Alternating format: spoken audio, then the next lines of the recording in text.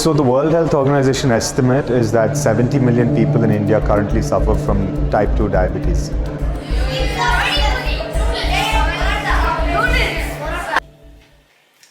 வணக்கம் மக்களே, நான் தான் சாகரிகா.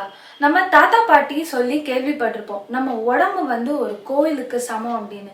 அந்த கோயிலுக்குள்ள நம்ம குப்பையை கொண்டு போவோமா? மாட்டோம்ல. அதே மாதிரி ஜங்க் ஃபுட், குப்பை ஃபுட் நம்ம டெய்லி சாப்பிட்றோம். நிறைய பேருக்கு தெரியும் கெட்டதுன்னு, ஆனால் அதை சாப்பிட நிறுத்த மாட்டோம்.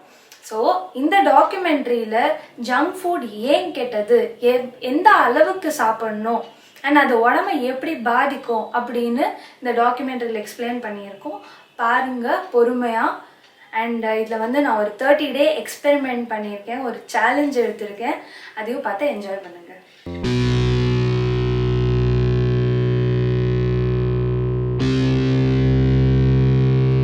நான் ஏன் இது ஒரு டாக்குமெண்ட்ரியாக எடுக்கணும்? இதை பற்றி உங்களுக்கு தெரிஞ்சால் எனக்கு என்ன, தெரிலன்னா எனக்கு என்ன. இந்த விஷயத்த நான் ஏன் சீரியஸாக எடுத்துக்கிட்டேன்னு நீங்கள் இப்போ போய் பாருங்கள். என் பேர் சுமதி. எனக்கு 2 பிள்ளைங்க, நவீன், நந்தினி.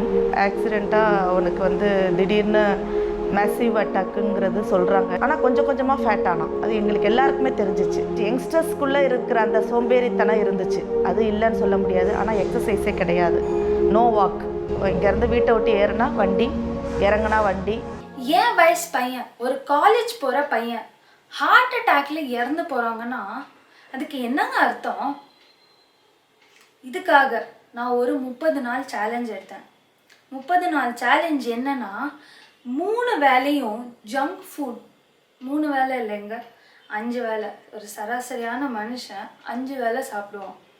ஸோ 5 வேளையும் ஜங்க் ஃபுட், குப்பை ஃபுட் சாப்பிட்டா உடம்புல என்ன மாறுதல் ஏற்பட போகுதுன்னு நம்ம பார்ப்போம். ஆகிரிக்க என்கிட்ட ஜங்க் ஃபுட் சாப்பிட்டு அதனால என்ன ஆகுதுன்னு பார்க்கணும்னு சொல்லும்போது ஆச்சரியமாக இருந்தது. பட் இது மூலமாக சமுதாயத்துக்கு ஒரு கருத்தை சொல்லணும்னு நான் ஆசைப்படும் போது இந்த எக்ஸ்பெரிமெண்ட்டுக்கு நானும் ஹெல்ப் பண்ணணும்னு நினச்சேன். ஸோ இந்த எக்ஸ்பெரிமெண்ட்டை எப்படி ஃப்ரேம் பண்ணுவோன்னா, ஃபஸ்ட்டு பேசிக்காக ஒரு பிளட் டெஸ்ட் எடுத்தோம். அதுக்கப்புறம் 1 மாதம் ஜங்க் ஃபுட் சாப்பிட்டு அதனால் என்ன மாறுதல்களோ இல்லை ஏதாச்சும் பாதிப்பு உண்டாகுதா அப்படின்னு டெஸ்ட் பண்ணுறதுக்கு 1 மாதம் கழிச்சு ஒரு பிளட் டெஸ்ட் எடுத்தோம். நான் இந்த எக்ஸ்பெரிமெண்ட்டை ஆரம்பிக்கிறதுக்கு முன்னாடி ஒரு சுகர் சென்சரை என் கையில் அட்டாச் பண்ணிட்டேன். இந்த சென்சர் நான் என்ன சாப்பிட்டாலும் என் ரத்தத்தில் இருக்கிற சர்க்கரை அளவை ஃபோனில் காமிச்சு கொடுத்துடும். அதுக்கப்புறமா என் முதல் பிளட் டெஸ்ட்டை நான் எடுத்தேன். ஏன்னா என் உடம்பு இப்போ நல்லா தான் இருக்குது. இதுக்கப்புறமா நான் ஃபாஸ்ட் ஃபுட் சாப்பிட்டு என்ன ஆக போகுதுன்னு உங்களுக்கு காமிக்க போகிறேன். This is a message for Sagrika, who is decided to undertake a hazardous experiment to eat junk food, all so that she can show the world the impact of this food on health. Sagrika, please take care of yourself. It is very clear that junk food is junk because it is high in salt, sugar, fat and low in nutrition. It has bad impacts on our body, impacts that we do not know for some time because of the dangers of obesity as well as other problems. So I hope you are doing well, and I hope that this courageous experiment that you are undertaking will help the world understand the dangers of junk food, and particularly children, mothers and all of us find ways in which we can limit this food, in fact restrict it, ban it, so that we can be healthy. Food is about health, and that is really what you are trying to show through this experiment. இப்போலாம் 20-25 வயசில் heart attack வருது, diabetes வருதெல்லாம் கொஞ்சம் காமனாகவே போயிடுச்சு. ஆனால் என் தாத்தா பாட்டியெல்லாம் பார்த்தீங்கன்னா ஒரு 70-80 வருஷம் ஈஸியாக வாழ்ந்துட்டாங்க. அப்படி என்னதான் அவங்க சாப்பிட்டாங்க, என்ன பண்ணினாங்கன்னு நம்ம கேட்போம். நீங்கள் சாப்பிட்றதுலாம் சாப்பாடே இல்லை. இன்னும் அந்த காலத்தில் இயற்கை உரம் போட்டு நெல் விளைஞ்சது. இன்றைக்கி செயற்கை உரம் போட்டு நெல் விளையலை. அதனால் சத்தே கிடையாது. நவதானியங்கள் அதெல்லாம் யாரும் யூஸ் பண்ணுறதே கிடையாது. இப்போது எங்கள் காலத்தில் அப்பா அம்மா கொடுத்தது நல்ல ஹெல்தி ஃபுட்டாக தான் கொடுத்தா, பழம், தயிர், பால் அந்த மாதிரி. இப்போ நீங்கள்லாம் பானிபூரி பீஸா அதெல்லாம் எங்களுக்கு காலத்தில் கிடையாது. அப்பா அம்மா போட்ட சாப்பாடு நாங்கள் சாப்பிட்டோம். I grew up in Neyveli. Neyveli வந்து கிராமத்து ஊர் அது. So whatever we got was fresh from the field.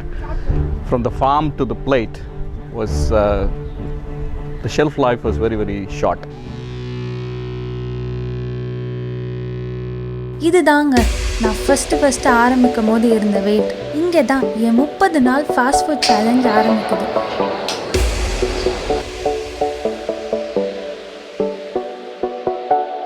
இந்த 30 நாள் ஜங்க் ஃபுட் சேலஞ்சில் இன்றைக்கி 2வது நாள். நேத்திக்கு ஃபாஸ்டிங்க்கு அப்புறம் காலைல எழுந்திரிச்சோன்னே என்னோடய சுகர் லெவல் 82ல் இருந்தது.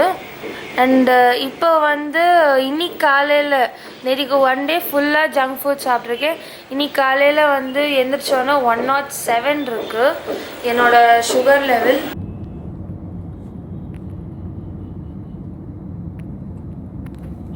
பொங்கல் அதோட வேலையை காமிக்குது. ரொம்ப தூக்கம் வருது. லஸ்ஸி சாப்பிட வந்து லஸ்ஸி சக்கரை போடாமல் கொடுக்க மாட்டேன்னு சொல்லிட்டாங்க.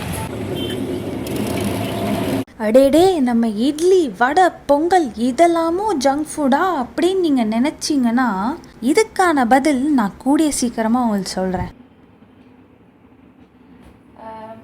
ரைஸ் சாப்பிட்டேன், அதனால் ரொம்ப தூக்கம் வருது. 4 நாளைக்கு முன்னாடி என்னோடய வேஸ்ட் ஆப் சைஸ் வந்து 31 inch இருந்துச்சு. இப்போ வந்து நான் மெஷர் பண்ணுறேன். இன்றைக்கி வந்து டே 4 அண்ட் இன்றைக்கி வந்து 32 inches இருக்குது. ஸோ 4 days 1 inch ஜாஸ்தியாக இருக்குது. அண்ட் இன்றைக்கி வந்து நான் 2.5 hours தூங்கியிருக்கேன். அண்ட் என்னோடய இம்யூனிட்டி பவர் வந்து கம்மியாக இருக்குது. எனக்கு இத்தனை நாள் கோல்டு வரல, பட் இன்னைக்கு கோல்டு வந்துருக்கு. 4 நாளில் இவ்வளோ சேஞ்சஸ்னால் இன்னும் 26 நாளில் இன்னும் என்னென்னலாம் மாற்றங்கள் வரப்போகுதோ.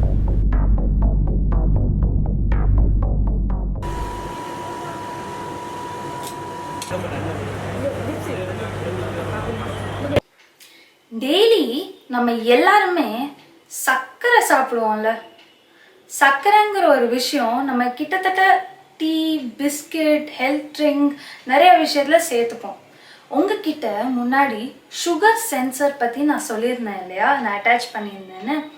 இப்போ நீங்கள் பார்த்தீங்கன்னா எல்லாரும் சாப்பிட்ற மாதிரி தான் நானும் சாப்பிட்டேன். அப்போது எல்லாருக்கும் சுகர் ஏறின மாதிரி தான் எனக்கும் ஏறி இருக்கும்.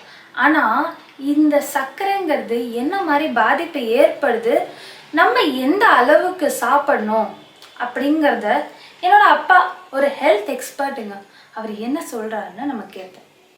ஜங்க் ஃபுட், ஜங்கோட மீனிங் குப்பை. சாப்பாடு குப்பையாக இருக்குமா? வேர்ல்டு ஹெல்த் ஆர்கனைசேஷன் என்ன சொல்கிறாங்கன்னா, WHO ஒரு பாடி, ஒரு ஹியூமன் பீயிங்னால 25 கிராம் சுகருக்கு மேலே பாடினால் ப்ராசஸ் பண்ண முடியாது. அதுக்கு மேலே சுகர் சாப்பிட்டேன்னா பாடியில் இன்ஃப்ளமேஷன் வரும், ஹார்ட் டிசீஸ் வரும், கேன்சர் வரும், டயபெட்டிஸ் வரும். 25 கிராம், ஒரு சராசரி டீஸ்பூனில் 4 கிராம் சுகர் இருக்கும். ஸோ 25 கிராம்னா ஒரு டீஸ்பூன் 2, 3, 4, 5, 6 டீஸ்பூன். அப்படின்னா ஒரு நாளைக்கு இவ்வளோ சுகர் தான் நம்ம பாடினால ஏற்றுக்க முடியும். நம்ம என்ன பண்ணுறோம், விளம்பரம்லாம் பார்த்துட்டு ஒரு குழந்தை வந்து மார்னிங் ஹெல்தி பிரேக்ஃபாஸ்ட் அவங்க சாப்பிடும்போது இதில் வந்து அவங்க பேக்கெட்லேயே போட்டிருக்காங்க 30 கிராம்ஸ் சூக்ரோஸ். 30 கிராம்ஸ் சூக்ரோஸ் இருக்குது. பாக்கி சுகர் எவ்வளோ இருக்குன்னு நம்மளுக்கு தெரியாது. மால்டோஸும் சுகர் தான், டெக்ஸ்ட்ரோஸும் சுகர் தான். 30 கிராம்ஸ்னால் கிட்டத்தட்ட 7.5 ஸ்பூன். 2, 4, 5, 6, 7, 10 ஸ்பூன். குழந்தையோட வளர்ச்சிக்கு ஹெல்த் ட்ரிங்க் வேணும். ஸோ 2 ஸ்பூன் நம்ம பாலில் கலப்போம். 2 ஸ்பூனில் 8 கிராம் சுகர் இருக்கும். இதை தவிர 2 ஸ்பூன் சுகர் போடுவோம். So 8 + 8 16 gram. ஒருவேளை தான் கொடுப்போமா, காலையிலையும் கொடுப்போம், சாயந்தரமும் கொடுப்போம். அப்போ மொத்தம் 32 கிராம் சுகர் பாடிக்கு வருது. 8 ஸ்பூன், 3, 4, 5, 6, 7, 8. இப்போ பெரியவங்க எடுத்தீங்கன்னா அவங்க இதுக்கு பதில் டீ காஃபி குடிப்பாங்க. டீ காஃபி எடுத்தேன்னா அதில் 2 ஸ்பூன் இருக்கும் டீ காஃபி. அட்லீஸ்ட் 4 வாட்டியாச்சும் டீ காஃபி குடிப்பாங்களா? அப்போ 8 ஸ்பூன். ஸோ அவங்களுக்கும் 32 கிராம் சுகர் வருது. கண்டிப்பாக இது மாதிரி டீ காஃபி அப்புறம் ஹெல்த் ட்ரிங்க்லாம் சாப்பிடும்போது பிஸ்கெட் தேவைப்படும்ல உடம்புக்கு. எனர்ஜி வேணும்ல. ஸோ ஒரு பிஸ்கெட்டில் எடுத்தேன்னா 5 கிராம் சுகர். 4 பிஸ்கெட்டாச்சும் சராசரி மனுஷன் சாப்பிடுவோமா? ஸோ 4 பிஸ்கெட்னா 20 கிராம் சுகர். 20 கிராம்னா இன்னொரு 5 ஸ்பூன். ஒரு 4 5. அப்புறம் நல்ல பிரேக்ஃபாஸ்ட் வேணும். நல்ல பிரேக்ஃபாஸ்ட்னா ஜாம் வேணும், ஏன்னா அதான் எனர்ஜி கொடுக்கும். ஒரு ஸ்பூன் ஜாம் எடுத்தேன்னா 10 கிராம் சுகர். 10 கிராம்னா 2 ஸ்பூன் வேணும், ப்ளஸ் ஒரு 1/2 ஸ்பூன். கண்டிப்பாக கொஞ்சம் சாஸ் இருந்தால் டேஸ்டியாக இருக்கும். சாஸில் வந்து உங்களுக்கு ஹை ஃப்ரக்டோஸ் கார்ன் சிரப் இருக்குது, which is a deadly sugar. So உங்களுக்கு ஒரு ஸ்பூன் சாஸில் 4 கிராம் சுகர். அதுக்கப்புறம் மத்தியானம் இல்லைன்னா சாயந்தரம் கொஞ்சம் கலப்பாக இருக்கும்போது ஒரு ட்ரிங்க் தேவைப்படும். அண்ட் நீங்கள் அந்த ட்ரிங்கில் பார்த்தாலே அவங்களே லேபிளில் போட்டிருப்பாங்க 15 கிராம் பியோர் சுகர். அப்படின்னா கிட்டத்தட்ட 4 ஸ்பூன். அண்ட் இதை தவிர சாயந்தரம் எங்கேயாச்சும் பர்த்டே பார்ட்டிக்கு போகிறீங்க, ஒரு ஃப்ரெண்டு வீட்டுக்கு போகிறீங்க, நம்ம இந்தியன் கலாச்சாரத்தில் கண்டிப்பாக கெஸ்ட்டுக்கு ஏதாவது கொடுப்பாங்க. ஸோ ஒரே ஒரு மைசூர் பாக் மாத்திரம் சாப்பிட்றீங்க. மைசூர் பாக்கில் 17 கிராம் சுகர் இருக்கும். ஸோ அதுவும் கிட்டத்தட்ட 4 ஸ்பூன் ஆச்சு. இதில் நீங்கள் வந்து ஒன்று தெரிஞ்சுக்கணும், கிளைகேஷன். இது நீங்கள் சர்ச் பண்ணி பாருங்கள் இந்த இன்ஃபர்மேஷன். கிளைகேஷன்னா சுகரும் ஃபேட்டும் சேர்ந்தா பாடியில் போய் அதை எஃபெக்ட் பண்ணும், ஒட்டிக்கும், பிளட் வெசல்ஸில் ஒட்டிக்கும், நம்ம பிளட் ஆர்டரிஸ் வந்து திக் ஆகும், நம்மளுக்கு வயசு சீக்கிரம் ஆகும். பிஸ்கெட்டும் கிளைகேட்டட் ப்ராடக்ட் தான், ஏன்னா இதுலேயும் சுகரும் ஃபேட்டும் மிக்ஸ் ஆகிருக்கு. WHO இவ்வளோ தான் சுகர் சாப்பிட்ணுன்னு சொல்கிறாங்க. இதுக்கு மேலே சாப்பிட்டேன்னா ஒபேசிட்டி, தட் இஸ் உடம்பு குண்டாகுது, கேன்சர், ஹார்ட் டிசீஸ், டயபிட்டிஸ் எல்லாம் வரும்னு சொல்கிறாங்க. நம்ம ஆனால் இவ்வளோ சுகர் சாப்பிட்றோம். இதை தவிர பண்டிகை நாளில் எக்ஸ்ட்ரா சுகர் வேறு இருக்குது. இது மாதிரி சாப்பிட்டேன்னா நம்ம உடம்புக்கு என்ன ஆறுது? ஜங்க் ஃபுட், குப்பை ஃபுட் எங்கே போனோம்?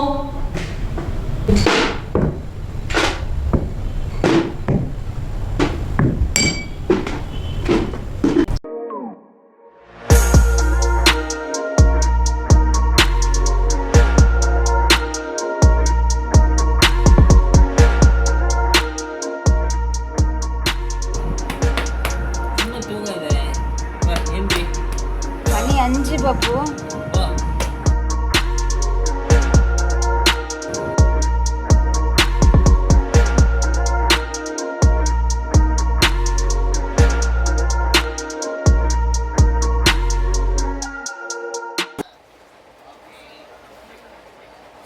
My sugar level was 82, and then now after eating idli and tea, it has gone up to 101.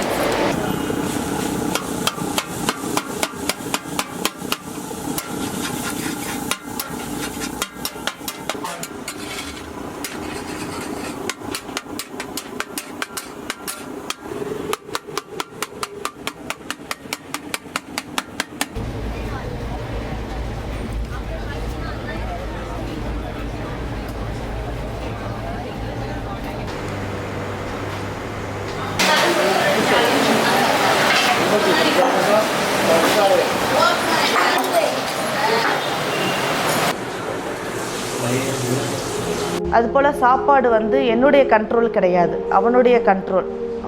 எல்லாருமே இப்போ இருக்கிற யங்ஸ்டர்ஸ் எல்லாருமே சாப்பிட்ற மாதிரி வெளியில் ஹோட்டல்ஸில் சாப்பிடணும், ஜங்க் ஃபுட் சாப்பிடணும். மெயினாக நூடுல்ஸு, பரோட்டா. மெயின் அவனுக்கு பிடிச்ச ரொம்ப ஃபுட்டு வந்து பரோட்டா. அது வந்து ரொம்ப பிடிக்கும். ஒரு 3 days ஒன்ஸ் வந்து கண்டிப்பாக சாப்பிட்ருவாங்க. பர்கர், பீட்சா, சமோசா, பரோட்டா, அடடடடா கேட்கும் போதே சூப்பராக இருக்குல்ல. ஆனால் இது எல்லாத்துலேயுமே உயிருக்கு ஆபத்தான ஒரு விஷயம் அதில் கலந்துருக்கு. இப்போ அதை பற்றி தான் பார்க்க போகிறோம். ஸோ நான் சாப்பிட்றது வந்து ஒரு பெரிய விருந்துன்னு நினைக்கிறீங்களா? இது எல்லாத்துலேயும் ஒரே ஒரு பேஸ் இருக்குது. அந்த பேஸ் வந்து மைதா. மைதா எப்படி தயாரிக்கிறாங்க? கோதுமையை ஒரு 8 மணி நேரத்துக்கு குளோரினேட்டட் வாட்டரில் வைப்பாங்க. ஸோ திக் மேட்டர் கீழே போயிட்டு அதில் இருக்கிற தின் மேட்டர் தான் வேலை வரும். அப்போது அந்த மைதாவில் அவங்க வந்து அதை வெள்ளை வெள்ளையர்னு ஆக்கிறதுக்காக பென்சாயிக் பெராக்சைடு போடுறாங்க. ஸோ அந்த கெமிக்கல் இருக்கிறதுனால இது வந்து வெள்ளை வெள்ளையர்னு இருக்கும். அதுக்கப்புறம் அலோக்சான்னு ஒரு கெமிக்கல் போடுறாங்க. இது நீங்கள் செக் பண்ணி பாருங்கள், இப்போது டயபெட்டிஸ் வர்றதுக்கு நம்மளுக்கு பல வருஷம் பல பிரச்சனைக்கு அப்புறம் வரும். இப்போது ஒரு எலிக்கு வந்து லேபில் டெஸ்ட் பண்ணும்போது 24 மணி நேரத்துலேயே டயபெட்டிஸ் கொடுக்கணுன்னா ஒரு அலோக்சான் இன்ஜெக்ஷன் கொடுத்துருவாங்க. கொடுத்த உடனே அதோட பேங்க்ரியாஸ் எரிஞ்சு போய் அதனால இன்சுலின் தயாரிக்க முடியாது, அது டயபெட்டிக் ஆகிடும். அதே அலோக்சான் தான் மைதாவில் போட்டுட்டு இருக்காங்க. அது மாத்திரம் இல்லை, சில வருஷம் முன்னால் ஒரு நூடுல்ஸ் கம்பெனி மேலே கேஸ் போட்டாங்க, எம்எஸ்ஜி அதிகமாக போடுறாங்க அப்படின்னு சொல்லிட்டு. எம்எஸ்ஜிங்கிறது மோனோசோடியம் குளூட்டமேட். அது சாப்பிட்டேன்னா தலைவலி வரும், நெஞ்சு வலி வரும், அதிகமாக பாடி ஸ்வெட் ஆகும். இதையும் அவங்க யூஸ் பண்ணுறாங்க. ஸோ இப்போ நீங்கள் நெஞ்சு பாருங்கள், பரோட்டா சூரி நிஜமாக 50 பரோட்டா சாப்பிட்டா அவருக்கு 6 பேக் வந்திருக்குமா, டயபெட்டிஸ் வந்திருக்குமா? ஜங்க் ஃபுட் எங்கே போகணும்? குப்பை தொட்டிக்கு தானே போகணும்.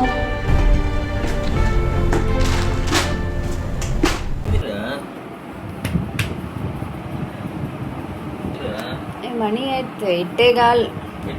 ஏந்திரி.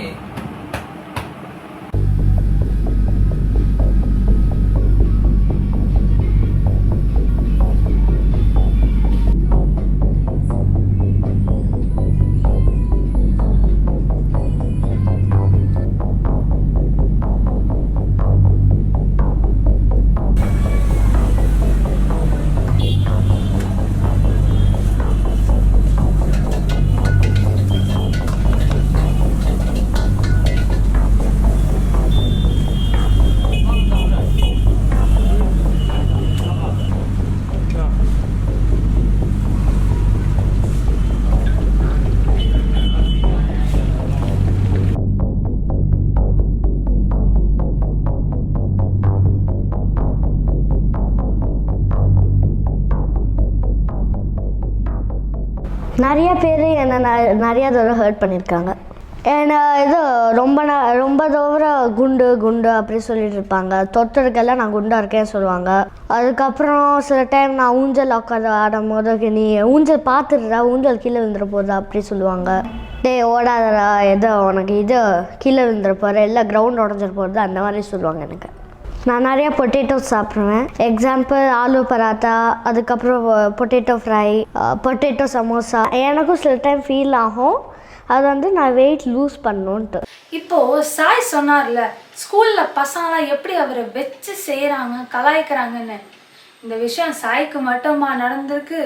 இப்போது நிறைய பேர் சொல்லி கேள்விப்பட்டிருப்பீங்க, நம்ம ஏழையாக பிறந்தா தப்பு இல்லை, ஏழையாக இறந்தாதான் தப்புன்னு.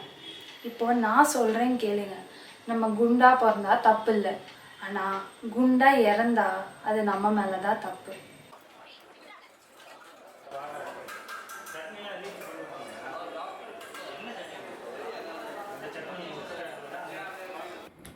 இது ஒரு பாப்புலர் ஸ்நாக். இதோட எனர்ஜி இஸ் ஈக்குவல் டு ஒரு மீல் அண்ட் கார்போஹைட்ரேட்ஸ் ஃபேட்ஸ் ரொம்ப ஜாஸ்தியாக இருக்குது. நானே இல்லை, வேறு மாதிரி இருக்குது, வாய்ஸ் சரியில்லை, இன்னைக்கு ஃபுல்லாக தலைவலி. இன்னும் I am not Sagarika, I don't have energy also. நல்லா வெயிட் போட்டாச்சு.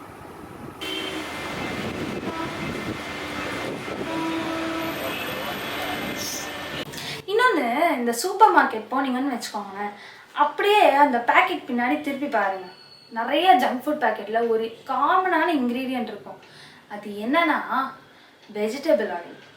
இந்த வெஜிடபிள் ஆயில் நம்ம வீட்லேயும் குக்கிங்க்கு யூஸ் பண்ணுவோம்.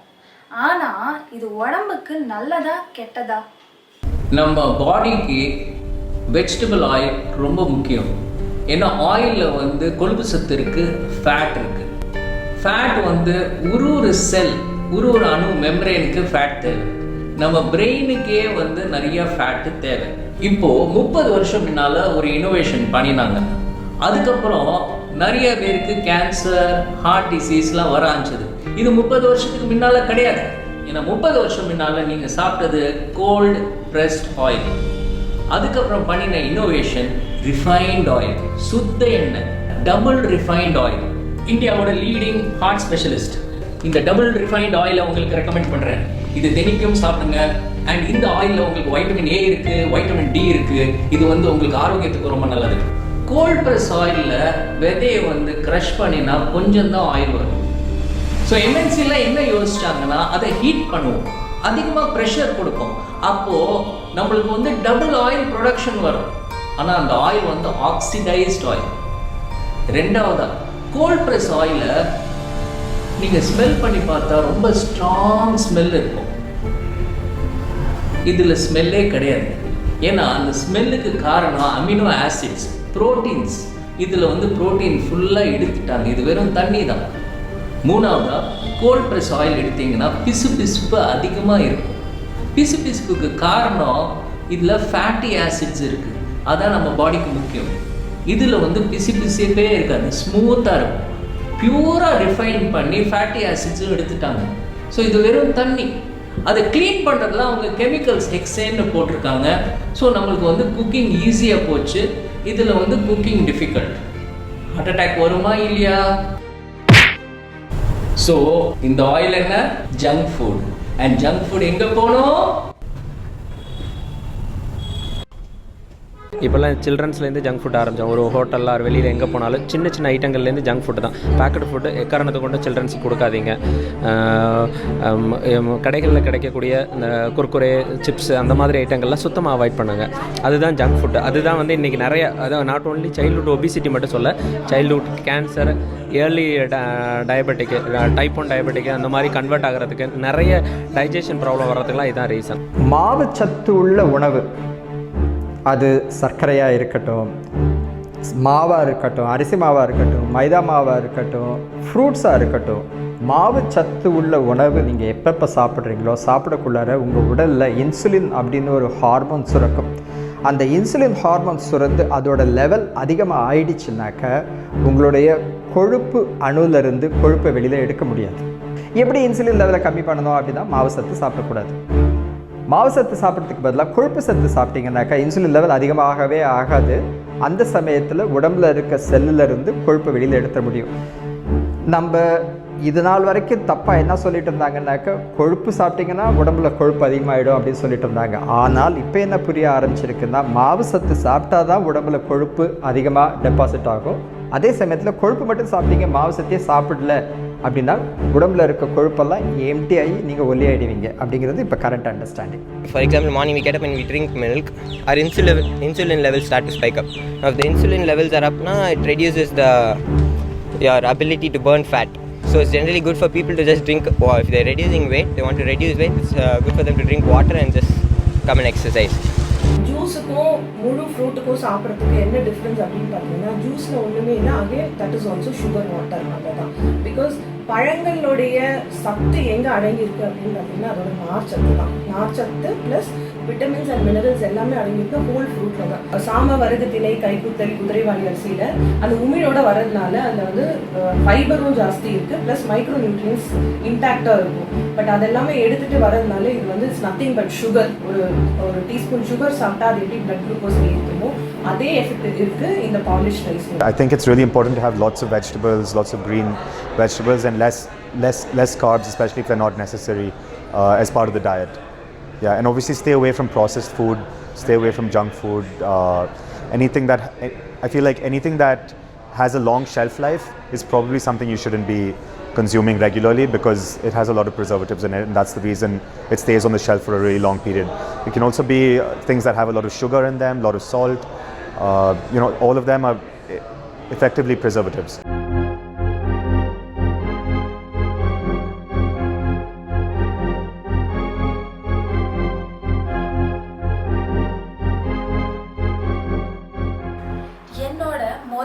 மற்றும் 30வது நாளோட பிளட் டெஸ்ட்டை கம்பேர் பண்ணும்போது எனக்கே என் உடம்பை பற்றி சில விஷயம்லாம் தெரிய வந்தது.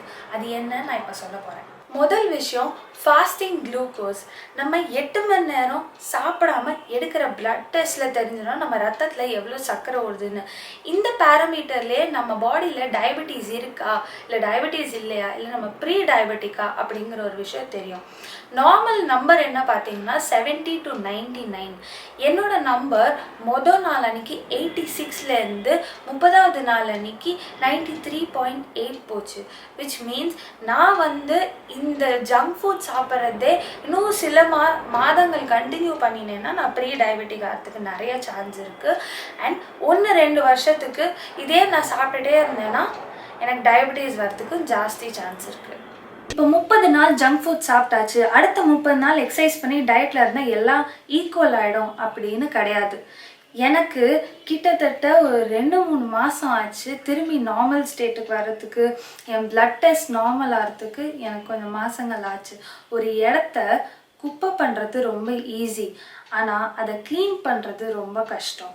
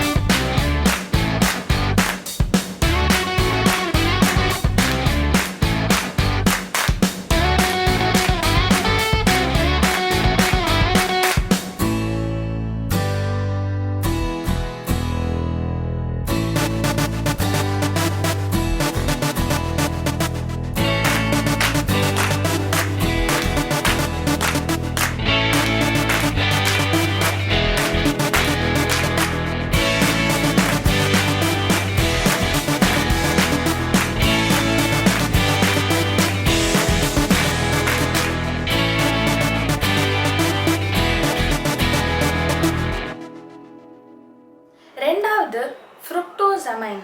இப்போது ப்ரோட்டீனுங்கிறது நம்ம பாடியில் இருக்கிற செல்லோட வளர்ச்சிக்கும் பராமரிப்புக்கும் ரொம்ப தேவைப்படுது.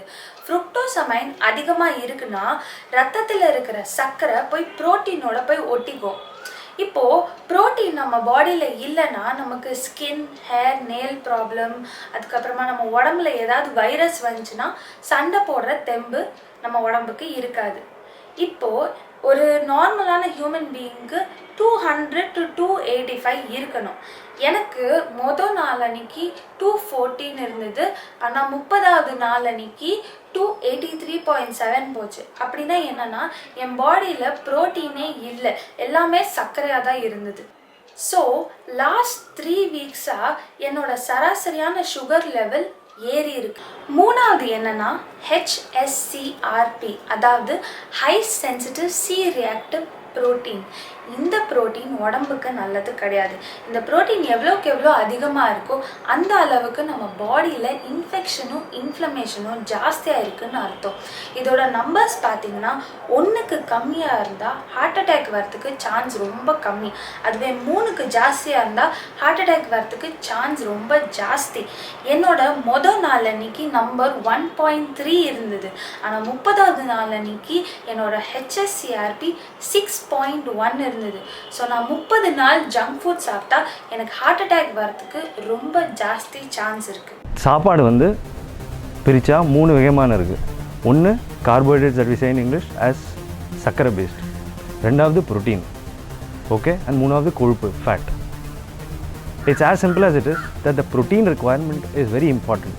இப்போது அந்த ப்ரோட்டீன் வந்து if let's say a person is 60 kgs, the requirement is for maintenance is 1 gram of protein per kg per day.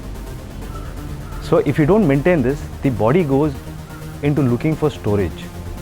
So நீ என்ன சாப்பிட்டாலும் சரி, if the protein is not maintained at that level, you eat fat, you eat junk, you eat carbs, you don't eat anything.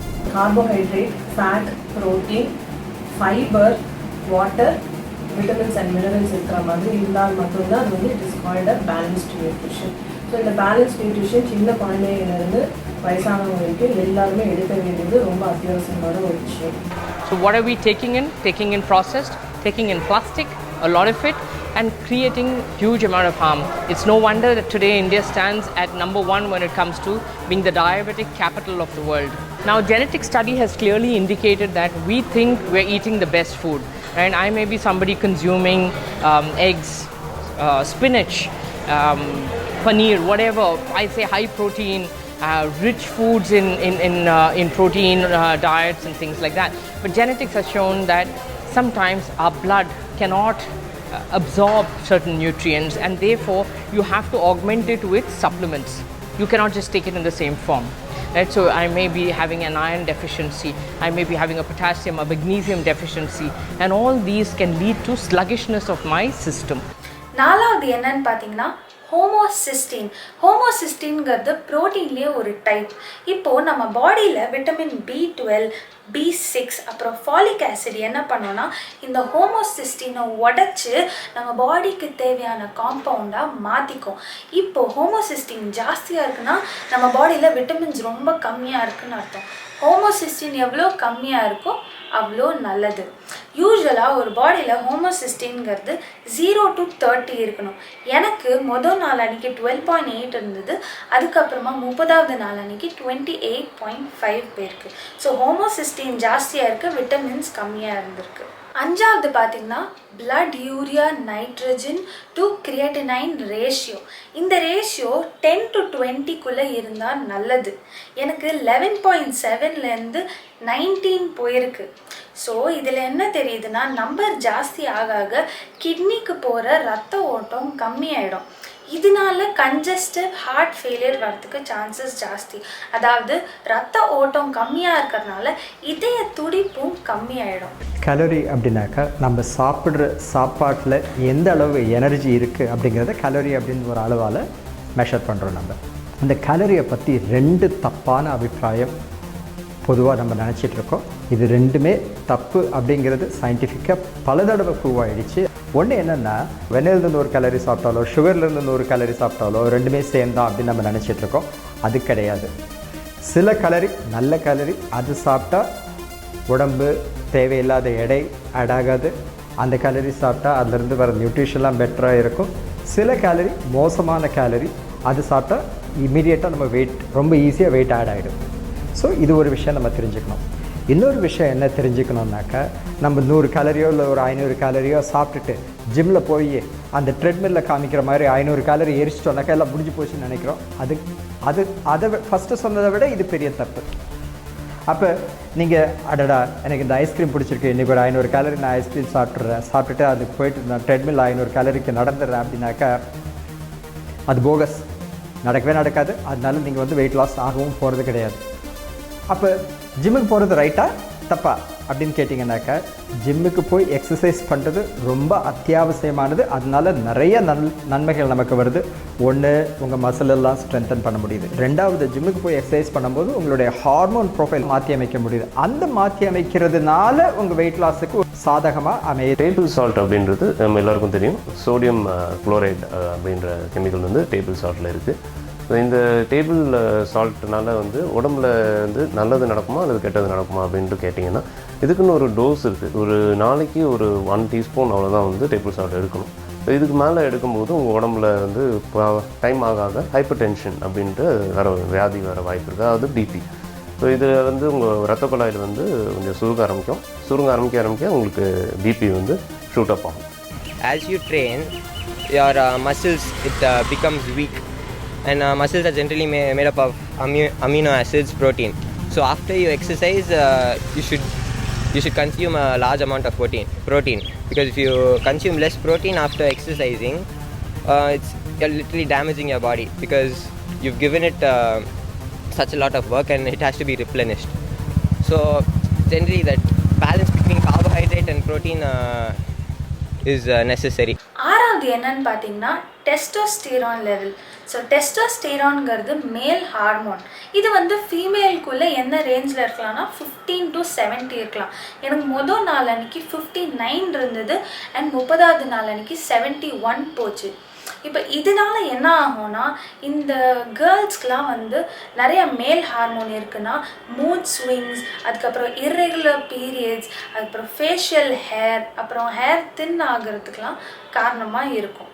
இந்த blood டெஸ்ட்லேருந்து இன்னொரு விஷயம் என்ன தெரிஞ்சுதுன்னா என்னோடய பாடியில் இருக்கிற WBC அதாவது ஒயிட் பிளட் செல் கவுண்ட் வந்து கம்மியாக இருக்குது. அப்படின்னா என்னோடய பாடியோட இம்யூனிட்டி சிஸ்டமும் கம்மியாக இருக்குது. அண்ட் ஏதாவது வைரஸ் என் பாடிக்குள்ளே வந்ததுன்னா என் பாடியால் சண்டை போடுறது முன்னாடியை விட Day 1 விட கஷ்டம். Youngsters, please go out there and play, go be fit, go take part in as many tournaments you can. If you're bored, get off the PlayStation, get off your computer, get off your tablet, go downstairs, kick a ball by yourself if that's all you can do. But just go out and go experience things. So yeah, junk food is really not good for kids. And if you want an excuse to eat junk food, I would say have an amazing workout and have a little bit of junk food, and then at least you can have a little bit of fun that way. It's impossible really to be super strict as a young kid unless you're an emerging athlete. And even then it's pretty difficult, but yeah, I would say make sure you have healthy food.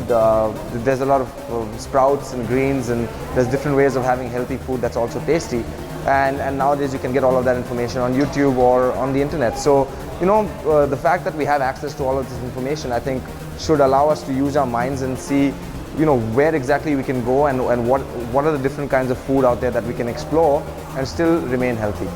Americans are eating for 60 years junk food சாப்பிட்டுட்டே இருந்தால் என்ன ஆகுமா, உங்களோட mind வந்து ஒரு மாதிரி ஒரு குழம்பிடுமா.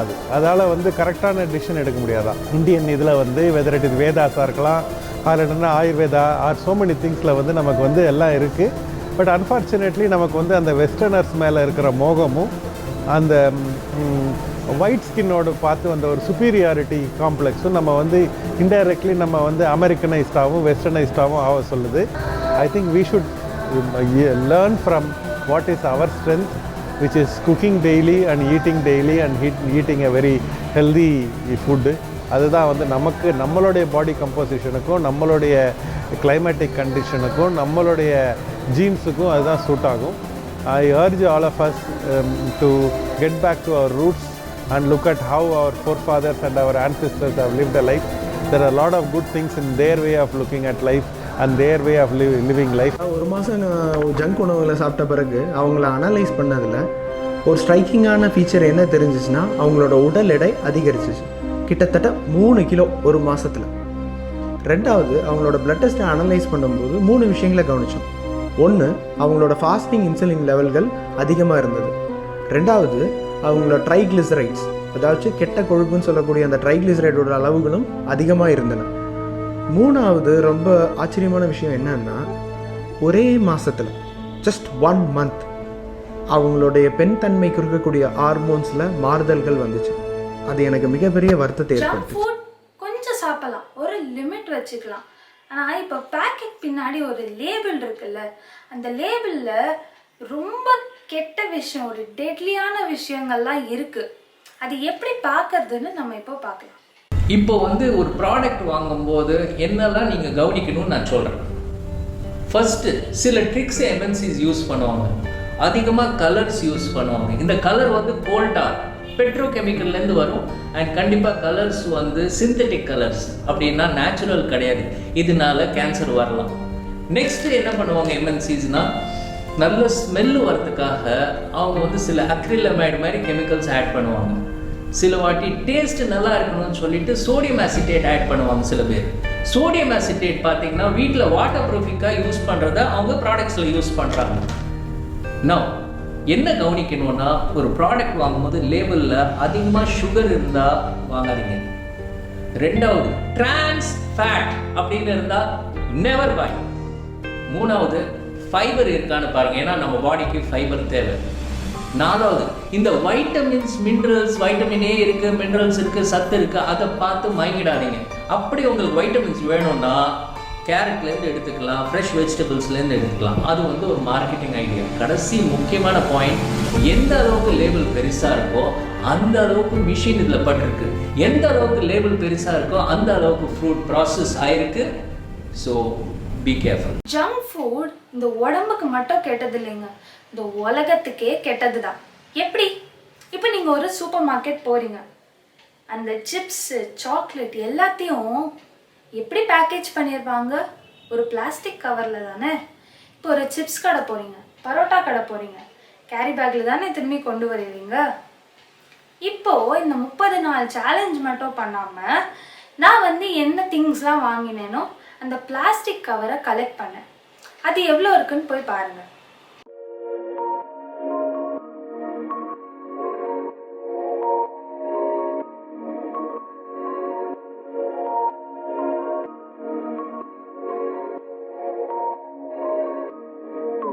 ஒரு விஷயம் இப்போ ஆழமாக சிந்திச்சு பாருங்க. நான் ஒரு ஆள் ஒரே ஒரு மாதம் ஜங்க் ஃபுட் சாப்பிட்டு இவ்வளோ பிளாஸ்டிக் நீங்கள் பார்த்தீங்க கலெக்ட் ஆகுதுன்னா, பல கோடி மக்கள் இத்தனை வருஷமாக சாப்பிட்ட ஜங்க் ஃபுட்டாக இருக்கட்டும், இல்லாட்டி சாப்பிட போகிற ஜங்க் ஃபுட்டாக இருக்கட்டும், இல்லாட்டி இப்போ செகண்டுக்கு செகண்ட் சாப்பிட்டு தூக்கி போடுறாங்கல்ல, பூமி எவ்வளோ தாங்க தாங்கும்? சாகரிகாவோட கேஸ் ஸ்டடியில் பார்த்தோம், ஒரு மாதம் அவங்க ஜங்க் ஃபுட் எடுத்ததுலேயே இத்தனை விளைவுகள் வருது. இதே ஒரு வருஷம் எடுத்திருந்தா, இந்த காலத்தில் இளைஞர்கள் குறிப்பாக சொல்கிற ஹெல்த் ப்ராப்ளம்ஸ் என்னென்ன? மெயினாக டீனேஜ் பருவத்தில் உள்ள பெண்களுக்கு முகப்பரு, முடி கொட்டுதல். ரெண்டாவது விஷயம் வந்து பார்த்திங்கன்னா, அவங்களுக்கு வந்து நிறையா பெண்களுக்கு ஆண்கள் மாதிரியே இந்த இடத்துல முடி வர்றது. இது மட்டும் இல்லை, ப்ரீ டயபெட்டிஸ் மற்றும் மலட்டுத்தன்மை, இது போன்ற பல பிரச்சனைகள் சாகரிகாவுக்கு வர வாய்ப்புகள் மிக மிக அதிகம்.